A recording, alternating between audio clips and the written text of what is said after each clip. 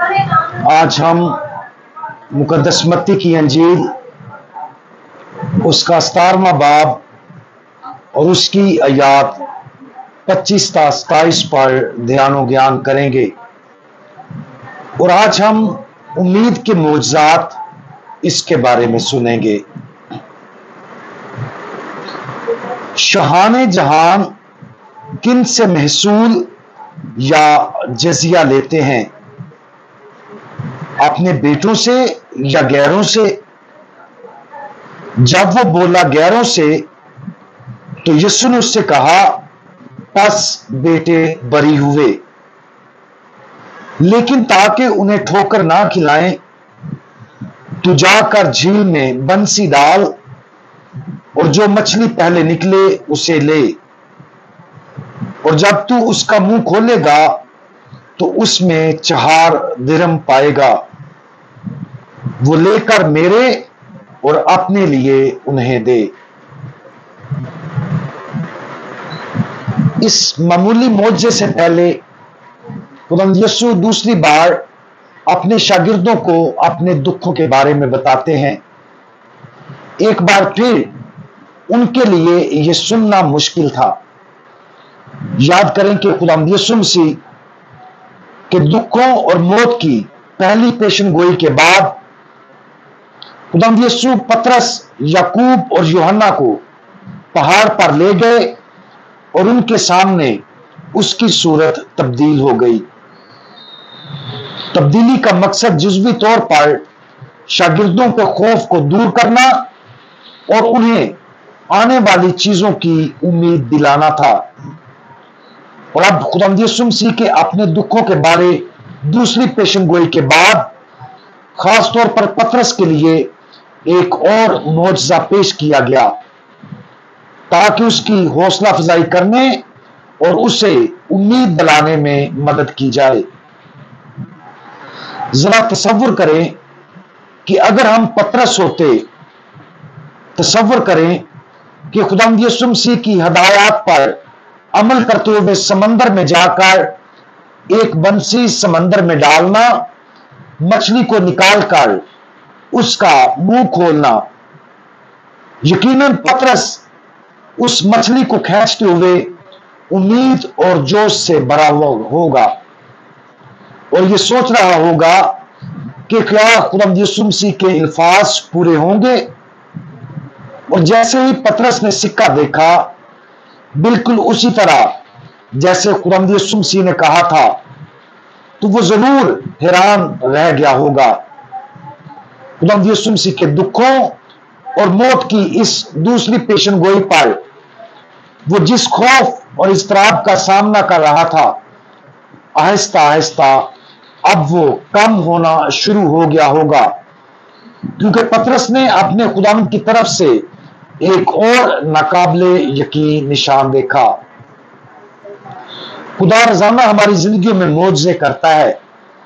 مسئلہ یہ ہے کہ ہم اکثر ان کو سمجھنے میں ناکام رہتے ہیں۔ جب بھی اس کی جلالی طاقت ہمارے اندر کام کرتی ہے تو وہ ہمیں مضبوط کرتی ہے، ہمیں ہمت، امید، خراٹ اور ہر طرح کی خوبیوں سے بھر دیتی ہے، کیونکہ یہ خدا باپ کے تبدیل کرنے والے فضل کا معجزہ ہے۔ خدا ہمیشہ جانتا ہے کہ ہمیں زندگی میں کس چیز کی ضرورت ہے۔ وہ ہماری مشکلات اور شکوک و شبہات کو جانتا ہے۔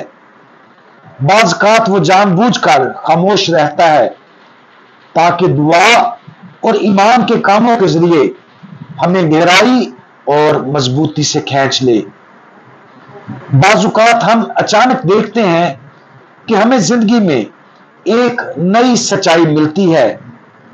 یہ اس کے فضل کا نتیجہ ہے جو ہمارے اندر کام کرتا ہے۔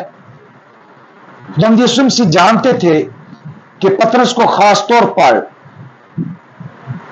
اس معجزے کے اضافی فضل کی ضرورت ہے تاکہ وہ اپنے خوف اور پریشانی سے آگے بڑھ سکے اور اپنا سارا بھروسہ خداوند یسوع مسیح پر رکھ سکے۔ پطرس اور ہم سب کے لیے بھی یہ کتنا شاندار نتیجہ ہے کہ یسوع قابل بھروسہ اور قابل اعتماد ہے۔ लिहाजा उसकी हर बात पर यकीन करना चाहिए। आज हम उन तरीकों पर गौर करें जिनसे खुदा ने हमारी जिंदगी में अपनी इलाही मौजूदगी और अमल का यकीन दिलाया है। अगरचे खुदा ने हमारी जिंदगी में यकीन दिलाने वाले ज़ाहिरन जिस्मानी मौजज़े नहीं दिखाए, लेकिन अगर हम उनको वाज़े तौर पर समझें तो खुदा के काम उतने ही काबिल यकीन हो सकते हैं। खुदा हमें हमारी जिंदगी में किस चीज का यकीन दिलाना चाहता है, हम किस मुश्किल या शक के साथ जद्दोजहद करते हैं। अगर हम जद्दोजहद करते हैं तो अपने ज़हन को उन तरीकों की तरफ मोड़ दें जिनके वसीला से खुदा हमारी जिंदगी में मौजूद और फ़आल है। उसकी मुदाखलत और उन तरीकों पर गौर करें जिनसे उसने हमारी देखभाल और रहनुमाई की है, और खुदा ने जो कुछ किया है उसके लिए शुक्रगुजार हूं। जब हमें उसकी सबसे ज्यादा जरूरत हो तो उसको अपनी ताकत और उम्मीद का जरिया बनने दें। हमारे मौजज़ाती खुदावंद, हमारी जिंदगी में आपका अमल वाकया ही जलाली और हैरत अंगेज है। जब हमें जरूरत होती है तो आप हमेशा हमारी जरूरतों के मुताबिक मुहैया करते हैं। जब भी हम मुश्किल का सामना करें, हमारी मदद करें ताकि हम सिर्फ और सिर्फ आपकी तरफ रजू करें और आपसे नई उम्मीद के फजल से भर जाएं।